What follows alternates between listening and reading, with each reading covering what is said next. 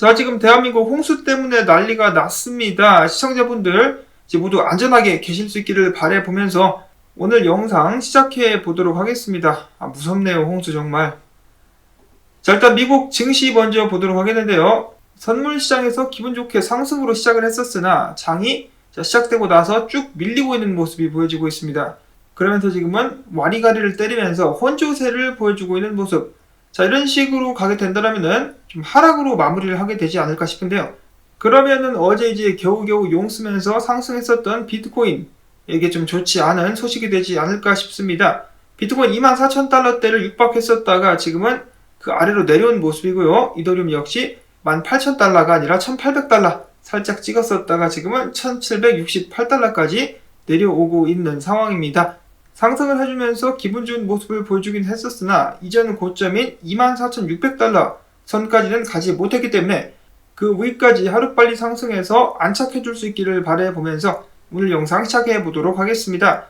자, 어제 미국에서 무슨 일이 있었습니까? 지금 인플레이션 때문에 난리가 났죠. 그러자 중간 선거를 앞두고 민주당의 민심이 하락하기 시작했습니다. 그러자 이를 타파하기 위해서 미국 민주당과 조 바이든 대통령이 이제 해결책을 들고 나왔다라고 하는데요. 자, 인플레이션을 잡기 위한 해결책으로 그들이 내놓은 것은 무엇입니까? 돈을 더 찍자. 무려 4,300억 달러, 하나로는 558조 원어치 돈을 더 찍어가지고 인플레이션을 감축하는 데 쓰자라고 이렇게 주장을 하고 있는 것이죠. 이게 누구 머리에서 나온 그 아이디어인지는 모르겠는데, 자, 인플레이션이 왜 일어나는 거를 생각을 해야죠. 왜 인플레이션이 일어났는가? 지금 이 전염병 사태 때 돈 푼 것 때문에 지금 이 지경이 닥쳤는데 돈을 더 찍어가지고 인플레이션을 막아보겠다. 자, 공급을 늘리는 것이 아니라 돈을 더 찍는다. 이거 나라 망할 징조가 보이죠, 미국 지금. 자, 당연히 좀 경제를 좀 안다, 사업을 한다는 사람은 이것이 헛된 개소리라는 것을 알고 있습니다. 케빈 오리어리 같은 경우도 뭔 뻘짓을 하고 자빠졌냐, 그런 식으로 돈 찍으면은 당연히 인플레이션이 더 심해지지 않겠느냐라고 일침을 날렸다라고 하는데요. 상식적으로 말이 안 됩니다. 말이 안 돼요. 가장 기본적인 수요와 공급을 생각을 해야죠. 이제 연준은 긴축한다고 난리인데 한쪽에서는 돈 풀어가지고 지금 막 뿌리려고 하고 있습니다. 자, 그리고 여기서 그치지 않고 미국 같은 경우는 우크라이나에 추가적으로 10억 달러를 지원한다라고 밝혔습니다. 이렇게 해가지고 총 이제 98억 달러를 퍼준 셈이다라고 볼 수가 있겠는데요. 자, 물론 이러한 그 바이든 대통령의 행보에 대해서 찬반 의견이 갈리기도 합니다만은 한 가지 확실한 것은 미국 시민들에게 있어서는 최악이죠. 이게 다 빚인데 이거를 누가 갚을 것인가? 누가 갚겠습니까? 시민들이 갚을 수밖에 없겠죠. 그리고 암호화폐 얘기는 긍정적일 수 있겠습니다만은 달러는 약해질 수밖에 없을 것 같습니다. 자, 그래서 니들 하고 싶은 대로 해라. 비트코인은 간다. 니들이 뭐라 해도 비트코인은 제 갈 길을 갈 거야. 라는 생각을 해보면서 오늘 비트코인 관전 포인트 탑 4인데 그 중에 2개만 보도록 하겠습니다. 다가오는 수요일 미국의 7월 소비자 물가지수가 발표가 되게 될 것이고요. 그와 더불어서 장투자들, 이 존버자들의 홀딩이 지속되면서 비트코인 활성 공급량이 계속해서 감소세를 보여주고 있다라고 합니다. 자, 그러면서 우리 존버자들 계속해서 비트코인을 쌓아 나가면서 비트코인을 1개 이상 보유한 주소 숫자 수가 계속해서 상승하고 있습니다. 89만 2,803개. 달러 조지고 비트코인 가지라 라는 그런 목소리가 전 세계에 울려 퍼지고 있는 가운데 채굴자들도 비트코인을 더 이상 팔지 않고 축적하는 그런 기미가 보이고 있다고 합니다. 자, 팔지 마, 채굴자들. 자, 가격 회복 좀 합시다. 이어서는 별다른 소식이 없기 때문에 바로 분석으로 넘어가 보도록 하겠는데요. 유명 분석가 에드워드 모야는 이야기하기를 비트코인이 23,000달러 수준을 유지할 수 있다면은 이는 중기적으로 긍정적이며 25,000달러 수준을 깨면 강세 모멘텀을 볼 수 있을 것이다 라고 이야기를 했는데요. 그 역시도 앞으로의 추세는 다가오는 수요일 발표가 되게 될 7월 CPI 인플레이션율에 따라 가지고 명확해질 것이다 라고 이야기를 했습니다. 다가오는 수요일 또 운명의 한 주가 되지 않을까, 그놈의 운명의 한 주, 그냥 주마다 반복이 되고 있습니다. 자, 그 다음으로 알리 마르티네즈 분석가는 이야기하기를 데이터에 따르면 비트코인 22,720달러에서 23,390달러 사이에 이제 매수자들이 굉장히 많았다. 136만 개의 주소가 비트코인 100만 개 이상을 사들였다. 그 말인즉슨 이 자리가 단단한 지지선이다 라고 이야기를 하면서 해당 지지선이 버텨준다라면 앞으로는 비트코인은 거의 저항이 없거나 전혀 없는 상황이기 때문에 27,000달러까지 폭풍 같은 문전쇄도를 할 수 있는 좋은 기회를 받을 수 있다라고 밝혔습니다. 자, 비트코인 지금 버텨주는 데서 그치는 것이 아니라 24,000달러를 위협을 해주고 있습니다. 24,000달러를 꺾고 들어가가지고 지속적인 상승할 수 있기를 응원을 해야 될 것 같은데요. 자, 비트코인 2주봉입니다. 2주봉인데 무엇이 보이느냐? 2017년도 때 이 고점을 지지선으로 만들고 반등하고 있는 모습이 보여지고 있다. 반등해야 할 자리에서 안정적으로 일단 반등을 해준 비트코인. 자, 다음 주요 저항은 28,000달러 선 그리고 31,000달러가 될 수 있다라고 이야기를 해주고 있는데요. 자, 비트코인 이대로 계속해서 달릴 수 있을 것인가? 계속되는 응원과 함께 이어지는 비트코인 차트 분석. 자, 근데 비트코인은 미국 증시와 함께 다니고 있죠. 최근에 제가 과거 S&P 500 하락장 때와 지금 현재 프랙탈 이렇게 대입을 한 모습을 보여드린 적이 있었는데 비슷한 흐름으로 가고 있다. 지금부터 좀 더 오를 수 있겠지만 과거가 반복된다면 다시 한번 더욱더 큰 하락이 오게 될 수 있다고 말씀을 드렸는데요. 조금 더 오를 수 있다. 아니나 다를까 그 자리가 피보나치 비율 0.55짜리가 될 수 있다고 합니다. 그래서 조금 더 오를 수 있겠지만 과거 하락장 때 S&P 500은 이 위로 도저히 올라갈 수가 없었다라고 하네요. 딱 여기까지 반등하고 추가적으로 하락하는 모습들이 연출이 되었었는데 이번에도 그렇게 될 수 있다는 것이죠. 만약에 이 위로 올라갈 수 있다면 계속해서 하락장을 무마시키면서 상승할 수 있을 것인데 그렇게 하지 못한다. 그러면 추가적인 하락이 예상이 될 수 있다고 합니다.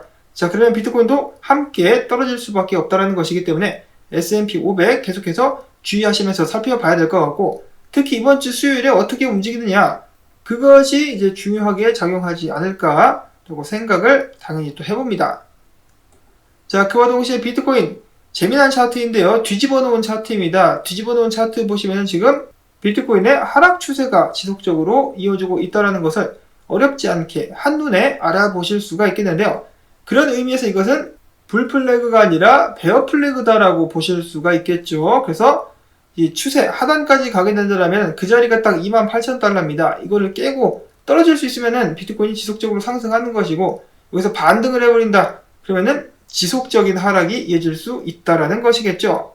지금 28,000달러대까지 저항이 거의 없기 때문에 바로 가지라라고 많은 분석가들이 힘차게 외쳐보고 있는 상황 속에서 이 로만 분석가 아직도 시큰둥합니다. 자, 이번에 비트코인 올랐는데 뭐가 없어? 볼륨이 없어. 볼륨이 없는 상태에서 상승은 뭐다? 가짜 상승이다. 조만간에 떨어질 수도 있다라면서 계속해서 사람들에게 경고를 날렸습니다. 자, 사실 최근에도 이런 식으로 볼륨이 없다 상승을 했었다가 힘없이 떨어지는 모습들이 보여졌었는데요. 그럼에도 불구하고 한 가지 주목할 만한 점은 저점이 계속해서 올라가고 있다는 것이겠죠. 이런 점은 긍정적이라고 볼 수가 있겠는데 지금 저항이 막혀서 떨어지고 있는 비트코인 과연 이번에도 좀 저점자리를 높일 수 있을 것인지 지켜봐야 될 것 같은데요. 자, 최근에 비트코인 및 알트코인 시장, 암호화폐 시장이 반등세를 나타내고 있습니다. 그리고 이 배경에는 단순히 비트코인 뿐만 아니라 이 이더리움의 머지 및 하드포크가 있다라고 볼 수가 있겠는데요. 자, 이더리움 작업증명 기반의 하드포크 체인 이더리움 W의 공식 웹사이트가 등장한 가운데 업계에서는 이더리움 체인의 하드포크 이 작업증명 기반의 체인을 두고 말이 많습니다. 하나둘씩 살펴보도록 하겠는데요. 먼저 이 암호화폐 업계의 거물이라고 볼 수가 있는 디지털 커런시 그룹의 베리 실버트 우리 디지털 커런시 그룹은 이더리움 작업증명 기반의 하드포크는 지원하지 않는다. 채굴자들은 이더리움 하드포크로 가는 것이 아니라 이더리움 클래식으로 이전해야 된다라고 강력하게 주장을 하기도 했었습니다.